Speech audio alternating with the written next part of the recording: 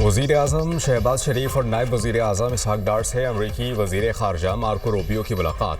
अमरीकी वज़ीर ख़ारजा कहते हैं कि मुलाकात में मादनियात, इंसदाद दहशतगर्दी और स्ट्रेटेजिक ताल्लुकात पर तबादला ख्याल किया। बोर्ड ऑफ पीस में शमूलियत पर पाकिस्तान की हिमायत को सराहते हैं। गाजा में पायदार अमन हमारा मिशन है। वज़ीर आज़म शहबाज शरीफ का बोर्ड ऑफ पीस इजलास से खिताब। कहा, देरपा अमन के लिए गाजा में सीज़ फायर की खिलाफ वर्जियाँ खत्म होनी चाहिए। फ़लस्तीनी अवाम को अपनी सरजमीन का मुकम्मल हक होना चाहिए। आज़ाद खुद मुख्तार फ़लस्तीनी रियासत का क़याम पायदार अमन के क़याम के लिए नागुज़ीर है। सलामती काउंसिल की करारदादों के मुताबिक फ़लस्तीनियों को उनका हक दिया जाए। बोर्ड ऑफ पीस के इफ्तिताही इजलास में शिरकत बाइस इफ्तिखार है। वज़ीर आज़म की तनाज़ात के हल के लिए सदर ट्रंप के किरदार की तारीफ। कहा, सदर ट्रंप की बरवक्त मुदाखलत से पाक भारत जंग रुकी। पाक भारत जंग बंदी से करोड़ों कीमती जानें बची। दोनों रहनुमा के दरमियान खुशगवार जुमलों का तबादला। गाजा में जंग खत्म हो गई, हमास को गैर मुसल्लह होना होगा। उम्मीद है कि मुआहदे के मुताबिक हमास हथियार हवाले कर देगी। ट्रंप का अमन बोर्ड इजलास से खिताब। कहा कि गाजा की तामीर नौ में 9 ममालिक हिस्सा डाल रहे हैं। $7 अरब से ज़ायद रकम देने का वादा किया है। अमरीका $10 अरब देगा। पायदार अमन के क़याम के लिए गाजा अमन बोर्ड अहम फोरम है। अक़वाम मुत्तहिदा के साथ मिलकर काम करेंगे। ऐसा गाजा चाहते हैं जिस पर मुनासिब तरीके से हुकूमत हो।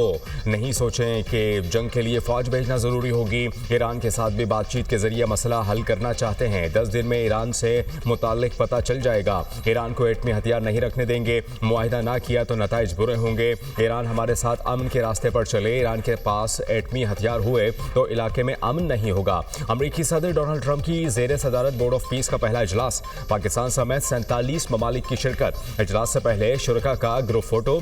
सदर ट्रंप ने शुरका से मुसाफा किया। बोर्ड ऑफ पीस इजलास में सदर ट्रंप ने वज़ीर आज़म और फील्ड मार्शल की तारीफों के पुल बांध दिए। ट्रंप ने फील्ड मार्शल को गुड फाइटर करार दे दिया। कहा, फील्ड मार्शल अजीम जनरल और टफ फाइटर हैं। सैयद आसिम मुनीर बहुत आला सिपा सलार हैं। ट्रंप का वज़ीर आज़म शहबाज शरीफ का खैर मकदम। कहा, वज़ीर आज़म शहबाज शरीफ मुझे पसंद हैं। सदर ट्रंप का अपने खिताब में एक बार फिर पाक भारत जंग का तस्करा। कहा, पाकिस्तान और भारत की जंग शिद्दत अख्तियार कर रही थी। पाक भारत जंग में 11 जंगी तैयारे गिराए गए। हमने अपना किरदार अदा करते हुए पाक भारत जंग को रुकवाया। शहबाज शरीफ ने कहा, मैंने जंग रुकवा कर कई जिंदगियां बचाई हैं। जंग के दौरान वज़ीर आज़म शहबाज शरीफ से करीबी ताल्लुकात कायम हुए। मैंने 8 जंगें रुकवाई। 9वीं जंग खत्म करने के करीब हैं। बोर्ड ऑफ पीस में पाकिस्तान को बड़ी पज़ीराई मिली। अमरीकी सदर ने पाकिस्तान के किरदार को सराहा। वफाकी वज़ीर इत्तलात अता तारर कहते हैं, फ़ख्र की बात है। सदर ट्रंप ने वज़ीर आज़म और फील्ड मार्शल सैयद आसिम मुनीर की तारीफ़ की। पाकिस्तान आलमी सतह पर एक अहम मुल्क के तौर पर सामने आया। ये पाकिस्तान की कामयाब खारिजा पॉलिसी है कि पाकिस्तान की दुनिया में इज्जत हो रही है। वज़ीर आज़म ने फ़लस्तीनियों का मुकदमा भरपूर अंदाज में लड़ा। आज़ाद फ़लस्तीनी रियासत का क़याम अमन के लिए बहुत ज़रूरी है। पहले पाकिस्तान तन्हाई का शिकार था, अब हर आलमी मामले पर अहम प्लेयर बनकर उभर रहा है। जब क़यादत ईमानदार हो तो इसका नतीजा हमेशा मुस्बत निकलता है। वज़ीर आज़म और अमरीकी सदर के दरमियान मुलाकात खुशगवार रही।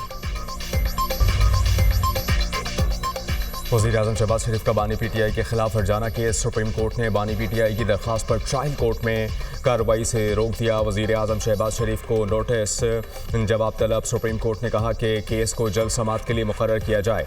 वकील अली जफ़र बोले, बानी PTI की टांग में गोली लगी थी, ज़ख्मी होने के बाइस पेश ना हो सके। जस्टिस आयशा मलिक ने रिमार्क्स दिए कि मुकदमे में मेरा इख्तलाफी नोट है। ट्रायल कोर्ट ने हक़ दिफा ख़त्म करने से पहले 2 तारीखों पर बानी का ज़ख्मी होना तस्लीम किया। ज़ख्मी होना तस्लीम करने के बाद हक़ दिफा कैसे ख़त्म किया जा सकता है? हम मुकदमे में दूसरे फरीक को नोटिस कर रहे हैं। पाकिस्तान में दहशतगर्दी में अफगान सरजमीन का इस्तेमाल नाकाबिले तरदीद शवाहिद मंजर आम पर। 16 फरवरी 2026 को बाजोड़ में मलंगी पोस्ट पर खुदकुश हमला करने वाला खारजी दहशतगर्द भी अफगान शहरी निकला। शनाख्त खारजी अहमद उर्फ कारी अब्दुल्ला अबूजर के नाम से हुई। अफगानिस्तान के सूबा बल्ख का रिहायशी था। तालिबान की स्पेशल फोर्सेस का हिस्सा भी रह चुका। खुदकुश हमले में 11 सिक्योरिटी एहलकारों समेत 2 मासूम शहरी शहीद हुए थे। पाकिस्तान में दहशतगर्दी में अफगान शहरियों का मुलव्विस होना तालिबान रजीम की दहशतगर्दों की मुकम्मल सरपरस्ती और सहूलतकारी का वाज़ेह सबूत है। इस्लामाबाद तरलाई में खुदकुश हमला करने वाले बमबार ने भी अफगानिस्तान से दहशतगर्दी की तरबियत हासिल की थी। इस्लामाबाद जुडिशल कॉम्प्लेक्स और FC हेडक्वार्टर्स पेशावर पर हमला करने वाले दहशतगर्दों का ताल्लुक भी अफगानिस्तान से था। माहिरीन के मुताबिक पाकिस्तान में दहशतगर्दी के वाक़यात में 70% से ज़ायद अफगानी मुलव्विस हैं। वज़ीर-ए-आज़म से chief executive officer international development finance corporation की मुलाकात। शहबाज शरीफ की निजी इदारों के दरमियान मुश्तरका मनसूबों को मुतहर्रिक करने में DFC के किरदार की तारीफ। कहा कि DFC तवानाई, कानूनी और मादनियात, ज़राअत और IT के शोबों में मनसूबों के लिए फाइनेंसिंग में इजाफा करे। डेवलपमेंट फाइनेंस कॉरपोरेशन के $1 बिलियन से ज़ायद के पोर्टफोलियो को सराहा। वज़ीर-ए-आज़म की DFC को इस्लामाबाद में मादनियात कॉन्फ्रेंस में शिरकत की दावत। वज़ीर-ए-आज़म ने बेंजामिन ब्लैक से मुश्तरका दिलचस्पी के मुख्तलिफ शोबों में सरमायाकारी पर तबादला ख्याल किया। प्रॉपर्टी ऑनरशिप ऑर्डिनेंस पर अमल दरामद रोकने का मामला। Chief justice Lahore high court Aalia Neelam की सरबराही में 3 रुकनी फुल बेंच तश्कील। जस्टिस जवाद जफर और जस्टिस अबर गिल खान बेंच में शामिल। 3 रुकनी फुल बेंच 23 फरवरी को समाअत करेगा। चीफ जस्टिस आलिया नीलम ने प्रॉपर्टी ऑनरशिप ऑर्डिनेंस पर अमल दरामद रोका था।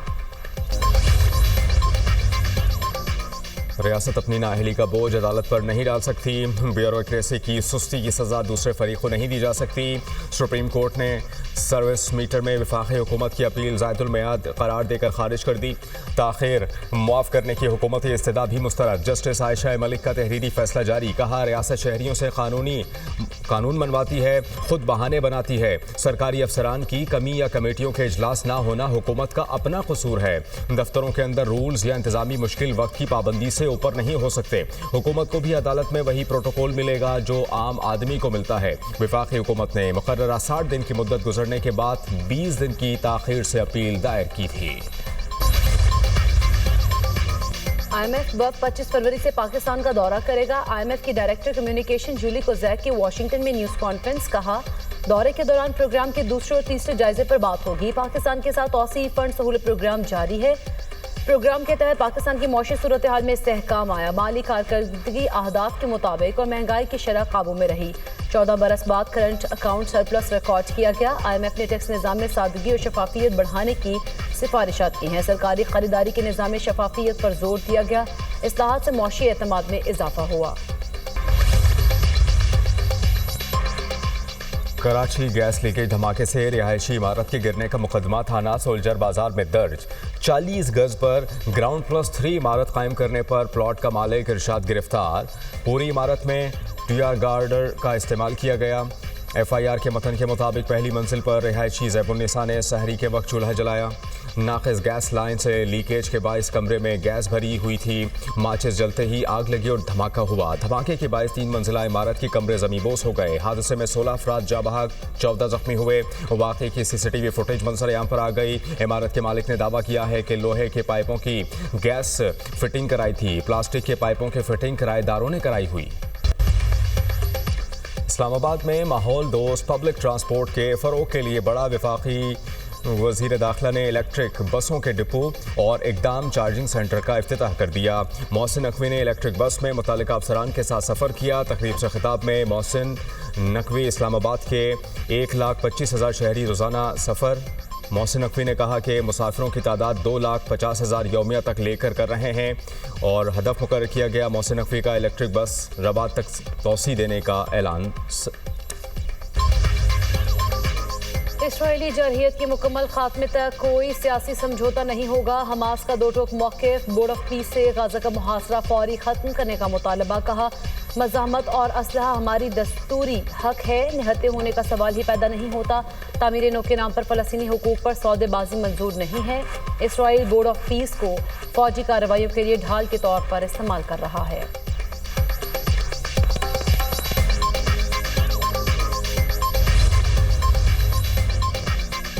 अमेरिकी सदर डोनाल्ड ट्रंप के बयानात फौजी जारहत का हकीकी खतरा है। ईरान का अक़वाम मुत्तहिदा के सरबराह को ख़त लिखा, खचीदगी या जंग नहीं चाहते, हम जंग का आगाज़ नहीं करेंगे। अगर हमला हुआ तो भरपूर और मुनासिब जवाब दिया जाएगा। दुश्मन के अड्डों, सहूलियात और असासों को निशाना बनाया जाएगा। ईरान पर मुमकिन हमला, बरतानिया का अमरीका को फौजी अड्डे देने से इनकार। बरतानवी वज़ीर-ए-आज़म ने अमरीका की दरख्वास्त मुस्तरद कर दी। बरतानवी मीडिया के मुताबिक कियर स्टारमर ने बैनुल-अक़वामी कानून की खिलाफ वर्जी के खदशे की बुनियाद पर इजाज़त मुस्तरद की है। सदर ट्रंप की बरतानिया के फैसले पर तनकीद, चगोस आइलैंड मुआहदे पर एतराज़, दावा किया कि ईरान यूके और इत्तेहादी ममालिक पर हमला कर सकता है। मुमकिन हमले के लिए डियागो गार्सिया और RAF फेयर फील्ड जरूरी हो सकते हैं। तनाज़े के बाद वाशिंगटन और लंदन के ताल्लुकात में तनाव पैदा हो गया। बरतानवी बादशाह चार्ल्स सॉम के भाई एंड्रियो माउंटबेटन को रिहा कर दिया गया। एंड्रियो पर खुफिया सरकारी दस्तावेजात बदनाम ज़माना अमरीकी मुजरिम जेफरी एप्स्टीन को फराहम करने का इल्ज़ाम है। एंड्रियो माउंटबेटन को उनकी सालगिरह के रोज़ गिरफ्तार किया गया। बरतानवी मीडिया के मुताबिक एंड्रियो को आम शख्स की तरह जेल में रखा गया। वो हालिया दौर में गिरफ्तार होने वाले बरतानिया के पहले शाही फर्द हैं। एंड्रियो की गिरफ्तारी से कबल बादशाह को आगाह नहीं किया गया। बरतानिया के बादशाह चार्ल्स कहते हैं कि मुकम्मल और मुनसिफाना तरीके से तहकीकात की जाए, कानून को अपना रास्ता अपनाना चाहिए। अमरीकी सदर ने शहजादा एंड्रियो की गिरफ्तारी को अफसोसनाक करार दे दिया। कहा, सूरत हाल शाही खानदान के लिए शर्मनाक है। ये शाही खानदान के लिए संगीन धचका और तकलीफदेह है।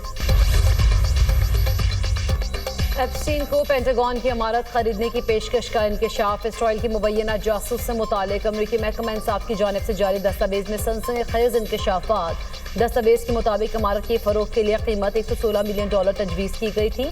इमारत बेची जाती तो जेफरी एप्स्टीन अमरीका की सरकारी इमारत का मालिक बन जाता। एक ईमेल में FBI के मुखबिर ने एप्स्टीन को मोसाद का एजेंट करार दिया था। एप्स्टीन साबिक इसराइली वज़ीर-ए-आज़म एहमद बराक से करीबी ताल्लुक में था और उन्हीं के ज़रिए निगरानी जासूसी की तरबियत हासिल की थी। ऑस्ट्रिया के दारुल-हुकूमत वियना में शदीद बर्फबारी, पूरे शहर ने सफ़ेद चादर ओढ़ ली। कई इलाकों में सड़कों पर कई इंच तक बर्फ जमा, ट्रैफिक और ट्रांसपोर्ट शदीद मुतासर। निज़ाम ज़िंदगी मफलूज, दफातर और तालीमी इदारों को जाने वाले शहरियों को शदीद मुश्किलात। सड़कों पर फिसलन के बायस मुख्तलिफ मकामात पर ट्रैफिक हादसा, दर्जा हरारत -7 डिग्री तक गिर गया। सर्दी की शिद्दत में इजाफा। मदीना मुनव्वरा में रमज़ानुल मुबारक के दौरान रियादुल जन्नह की ज़ियारत का नया शेड्यूल जारी। पहले 2 अशरों में मर्दों के लिए रियादुल जन्नह की ज़ियारत के 2 औक़ात मुक़र्रर। मर्दों के लिए ज़ियारत का पहला वक्त सुबह 11:20 से रात 8 बजे तक होगा। दूसरा वक्त रात 2 बजे से सुबह 5 बजे तक मुक़र्रर। ख़वातीन के लिए ज़ियारत का वक्त रात 11 से 1:40 और सुबह 6 से 11 बजे तक मुक़र्रर किया गया। तीसरे अशरे में रियादुल जन्नह की ज़ियारत के लिए मर्दों के लिए 3 औक़ात मुक़र्रर। मर्दों के लिए पहला वक्त सुबह 11:20 से रात 8 बजे, दूसरा वक्त रात 11 से 12 बजे तक और तीसरा वक्त सुबह 2 से 5 बजे तक मुकर्रर किया गया है। ख़वातीन के लिए तीसरे अशरे में सुबह 6 से 11 बजे तक का वक्त मुकर्रर है।